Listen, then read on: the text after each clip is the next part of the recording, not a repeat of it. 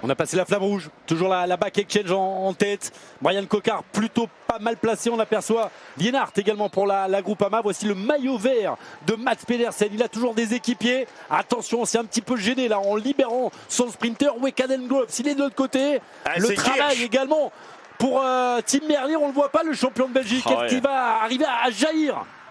Il est loin, Tim Merlier, est-ce qu'il va trouver l'ouverture? Et c'est John Degenkolb qui anticipe pour la DSM. 10 victoires sur la Vuelta, le vieillissant John Degenkolb qui anticipe, mais est-ce que ça va suffire? Ackermann, Pascal Ackermann qui se retourne, Dan Maclay derrière, Cadengrove qui va faire son effort, et c'est peut-être tout bon pour Cadengrove. Au centre, la victoire de Cadengrove devant Merlier et Van Poppel, m'a-t-il semblé. Bien vu Jackie, on mettait pas forcément Cadengrove au sommet de la hiérarchie. Eh bien la back exchange a répondu. On a perdu Simon Yates ce matin, on gagne ce soir avec le jeune.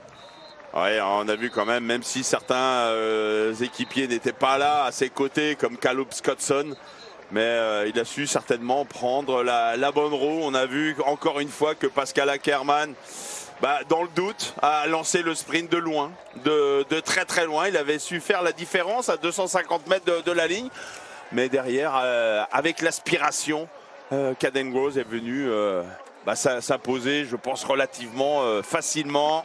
Comme ça, j'irai Groves, Pedersen, Van Poppel. Mais on va attendre la confirmation. Cadengrove s'impose et remporte une première étape sur un grand tour. Vous allez me dire, il n'en a pas disputé beaucoup les grands tours.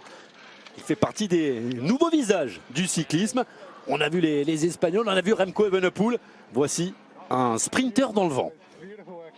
Ouais, et puis tant mieux pour cette équipe qui a perdu Yates ce matin, non partant, alors qu'il était toujours là pour jouer le classement général final. On s'est remobilisé sur d'autres objectifs avec Cadengrove. Cadengrove qui s'impose donc devant apparemment Danny Van Poppel, et c'est Tim Merlier qui prendrait la 3e place de ce sprint. En tout cas, tout s'est bien passé également pour les leaders du classement général. On craignait ces 4 derniers kilomètres, vent de côté. Fort heureusement pour ces mêmes leaders, le vent était beaucoup moins fort qu'il y a quelques heures et pas de cassure, pas de chute dans ces 5 derniers kilomètres. Ouais, la seule chute importante, c'est la chute de Julien Alaphilippe beaucoup plus tôt dans cette étape. Julien Alaphilippe qui a quitté la Vuelta. On revoit ce sprint avec Jackie. Ouais, on voit Kirch qui est sur la droite, mais qui rapidement va s'écarter, va mettre dans le vent Pedersen. Pedersen va se mettre dans la roue de Cadengrove. Maclay en train de remonter sur la droite, et John Degenkolb est le premier à anticiper à plus de 300 mètres de la ligne. Ackermann, bien calé dans la roue, lui aussi va faire son effort à plus de 250 mètres de la ligne. Et puis Cadengrove, on le voit, sur les 150 derniers mètres, est le plus véloce. Merlier et Van Poppel, ça s'est joué un peu des épaules.